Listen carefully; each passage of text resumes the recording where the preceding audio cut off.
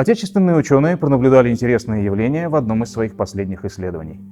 Оказалось, что при проведении прижизненной колоринальной аблации седалищного нерва резко увеличивается количество базальных клеток в спинномозговой жидкости, что в свою очередь благотворно сказывается на когнитивных способностях пациентов со склерозированием магистральных сосудов головного мозга, одной из частых причин старческой деменции в развитых странах. Также применение данного метода на молодых экспериментальных животных совместно с нейротомией акцепита феморального нерва через интрагастральный доступ позволило на ранних сроках уменьшить проявление детского церебрального паралича. Остановись, пожалуйста. Надеюсь, вы слышали его вполуха, потому что это никакой не доктор. Это актер. Его зовут Алексей. И все, что он сказал до этого, это бессвязный научный бред с выдуманными терминами. И ведь я бы мог просто не остановить этот ролик, и многие бы не заметили подвоха. Алексей, спасибо большое. В сегодняшнем видео я бы хотел открыть новую рубрику, в которой мы будем подробно рассказывать о когнитивных искажениях, эффектах и феноменах. Я хочу, чтобы вы знали максимум из тех интересных вещей, которые интересны и мне тоже. А начнем мы с моего любимого эффекта доктора Фокса, и вы узнаете, как вами легко манипулировать.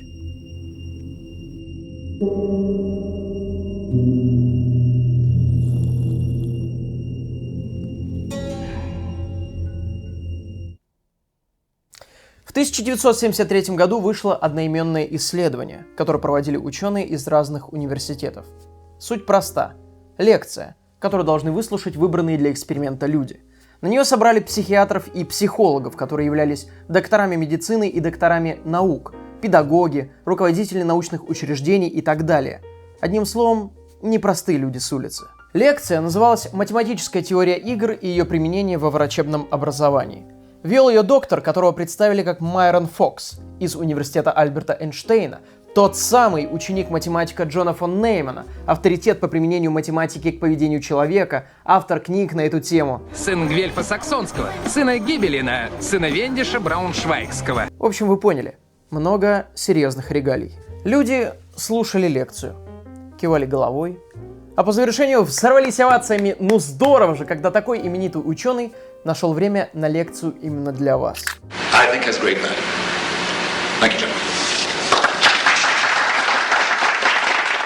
Только никто в зале не знал, что на самом деле это вообще не доктор. На самом деле этим человеком был Альберт Эйнштейн.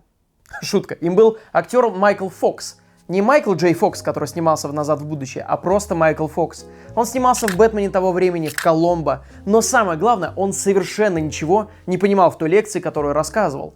Он прочитал статью в Scientific American, выписал пару терминов, формулировок и применял их рандомно, не связано, соединяя ими какие-то совершенно разные высказывания, а также делал ложные выводы.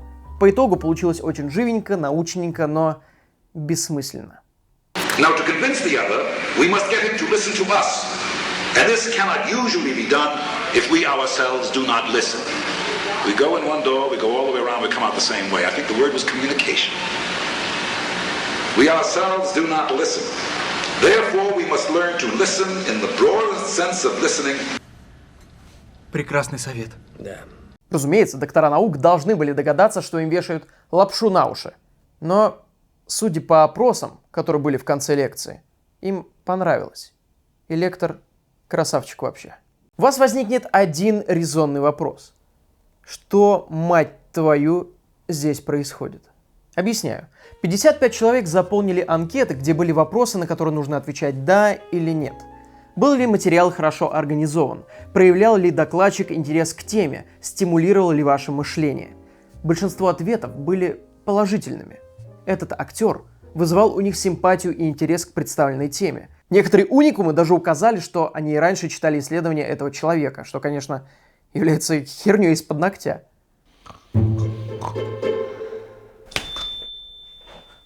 Здравствуйте, очень рад знакомству. Прям все ваши лекции читал, очень здорово. Серьезно? Блин, мне очень приятно. Я просто не думал, что мои лекции еще востребованы по уборке туалетов. Лекция давно закончилась, идиот. Иди отсюда. Поднарожай, блин. В общем, люди отвечали положительно, и смотря лекцию вживую, и смотря видеозапись этой лекции. Забавная фигня.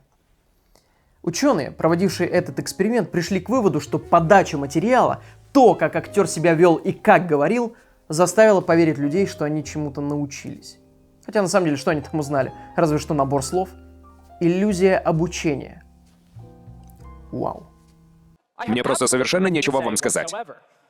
Но я буду говорить это так, что создастся обратное впечатление. Будто я изрекаю гениальные мысли. И, возможно, вероятно, вам даже покажется, что вы узнали что-то новое. Этот вывод пошел, так сказать, в массы и уже больше 40 лет цитируется.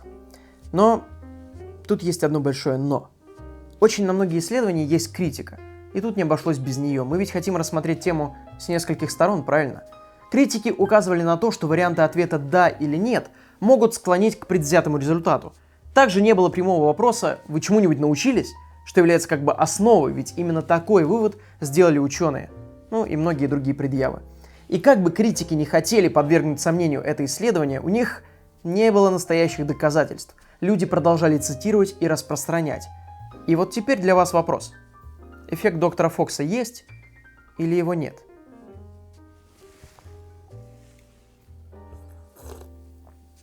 Ух, как все закручивается. В 2012 году было опубликовано новое исследование, которое базируется на оригинальном выступлении того актера. Ученые захотели повторить эксперимент, но внести свои коррективы, которые точно выявят, правда ли этот эффект работает. Ведь если нет, то больше 40 лет назад группа ученых сделала неправильный вывод, который дезинформирует очень много людей и по сей день. Негодяи. Та же видеозапись, те же анкеты, только участие принимали студенты. И что ж, вы думаете, результат все такой же. Несмотря на отсутствие смысла в лекции, люди оценивают все это очень положительно. Так, продолжаем. А что будет, если убрать ответы «да» или «нет»? Ведь очень сложно ответить «нет», когда у человека столько регалий. Он великий, мать его, ученый. Формат «да-нет» был заменен на шкалу оценок от «полностью согласен» до «полностью не согласен», что, разумеется, не так категорично, как просто ответ «нет». Результат тот же. Больше положительных оценок. Значит, дело не в ответах. Они решили сделать ход конем и показать им запись в обратном порядке с китайскими субтитрами. И выяснилось, что вам все равно, что я говорю, да? Соберитесь, эй, слушайте внимательно. На самом деле, они просто удалили первые 25 секунд видео с регалиями доктора, чтобы люди знать не знали, кто перед ними показан. He's been with the American Association of Medical Colleges. He's written in Science, has, I think, 2 publications, 2 books, Dr. Myron Fox. Ведь логично, что именно его статус заставлял людей ему верить. Хер там плавал. Процент благоприятных ответов, конечно, снизился, но все равно большинству нравилось, что происходит. Но вот когда запись смотрели студенты старших курсов, которые знали об особенности теории игр, все равно ни черта не поменялось. Да черт! И им несли полную околесицу в той теме, в которой они шарят. И они все равно отвечают, что все было норм, спасибо, клево, дайте еще. Но эти студенты, как выяснилось, прекрасно поняли, что лекция не несла смысла. Только вот они все равно оценили положительно этого актера. Какой-то бред! Может, дело в самих вопросах, которые были в опроснике. Было решено добавить парочку очень важных. Понравился ли вам докладчик и выучились ли вы чему-нибудь? И вот это как раз краеугольные вопросы. И вот теперь большинство студентов, разумеется, ответили, что они ничему не научились. Но им нормально. Вывод из этого эксперимента ученые сделали такой. Студенты положительно оценивали лектора, им нравилась лекция, но вопреки выводу из первого эксперимента они признали, что не обучались чему-то новому. Так что вывод оригинального исследования можно считать неверным. Такое бывает. Прошло много лет, появились новые данные, но я бы попросил остаться вас в классе и послушать еще немного. Ведь, как мне кажется, эффект доктора Фокса – это не только про учеников и учителей. Все намного глубже. Исходя из вывода, что какую бы херню ни нес человек в пиджаке, говорящий научными терминами, люди не увидят в этом подставу. Они не распознают ложную информацию, даже если будут чуток осведомлены о теме. Также не оставим без внимания тот процент людей, которые все-таки ответили, что они чему-то научились у того актера. И что же в сухом остатке? Метод манипуляции. Алексей! Нужно еще немного озвучить.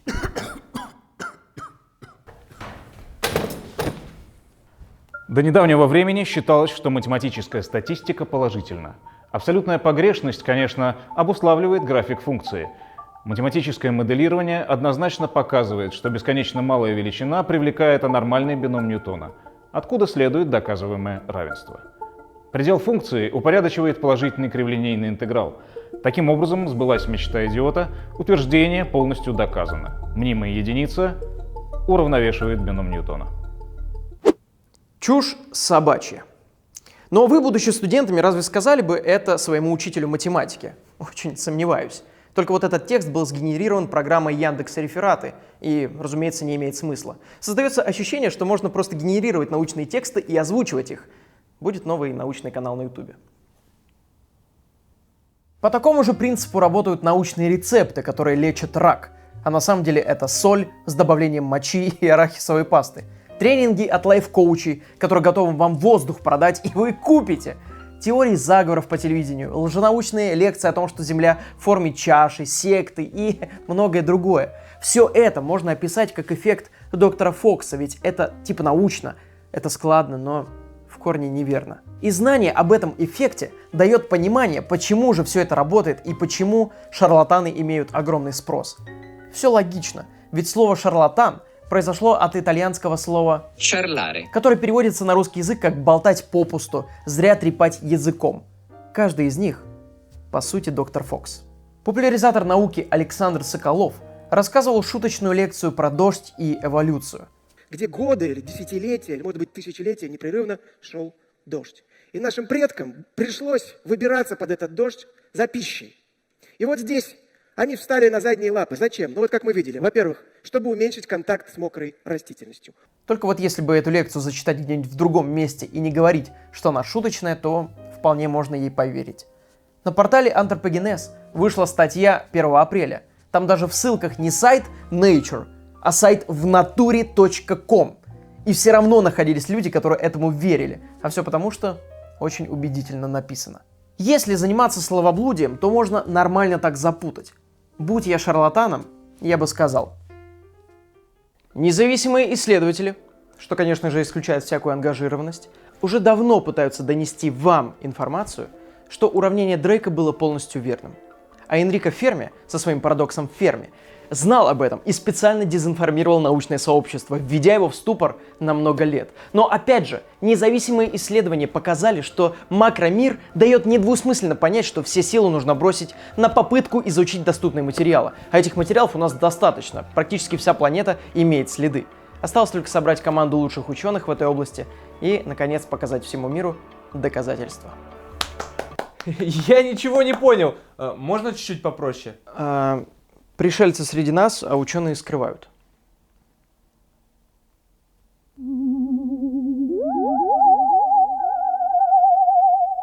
Как когда-то сказал философ Люк де Клапье, вырази ложную мысль ясно, и она сама себя опровергнет. Именно. Если текст нашпигован терминами и звучит складно, это еще ничего не значит. И вы только подумайте, ведь эффект может усиливаться, если текст читает какой-нибудь известный человек.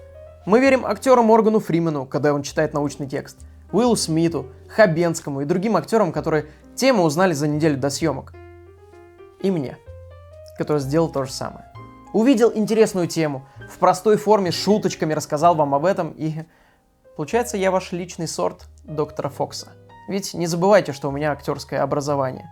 Я манипулятор, как и множество других блогеров. То, что я призываю вас всегда проверять ссылки в описании, это тоже манипуляция. Да большинство из вас скажет: человек, который врет, он бы не стал оставлять ссылку в описании, чтобы все перепроверили. Не буду проверять, все и так очевидно. Да нет, может, я именно на это и рассчитываю. Как и куча других блогеров, которые не разбираются в том, что говорят. Всегда проверяйте их и меня тоже. В этом смысл моего канала. Поверить большого труда не составляет. А перепроверить – это удел элиты. Надеюсь, вам понравился этот формат. Я с радостью расскажу вам о других, не менее интересных эффектах. Про Top Secret я не забыл, скоро все будет. Просто тема, на которую мы пишем, не совсем подходит под Новый год. Новый год.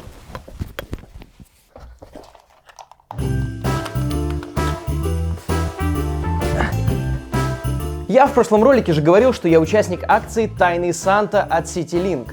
Вы очень хорошо себя вели и оставили очень много комментариев под прошлым роликом. И из них я выбрал одного победителя. С Новым годом, так сказать. Но настало время и мой подарочек развернуть. Кто же тот блогер, который мне его подарил? Amway 921. Я слышал, ты в танки любишь играть.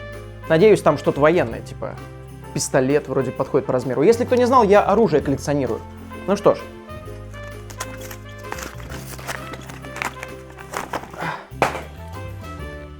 А нет, это планшет Lenovo. Хотя выглядит уверенно, как будто я смогу им воевать или защищаться от пуль. В хорошем смысле, я имею в виду. Qualcomm Snapdragon 425, 2 гига оперативы, 16 гигов встроенной памяти, 4G, 2 симки, емкий аккумулятор. Ох, как бы я хотел знать, что все это значит. Но звучит отлично. Спасибо, Amway, но танк я все равно жду. С наступающим, друзья! Внизу вы найдете ссылку на этот планшет. Вдруг кому пригодится именно такой. Совсем скоро увидимся. The wonders of life got the prettiest side for everyone to enjoy. Standing up close by the Christmas tree, glimmering light, I am right where I wanna be. I will be home for a couple of days, wander around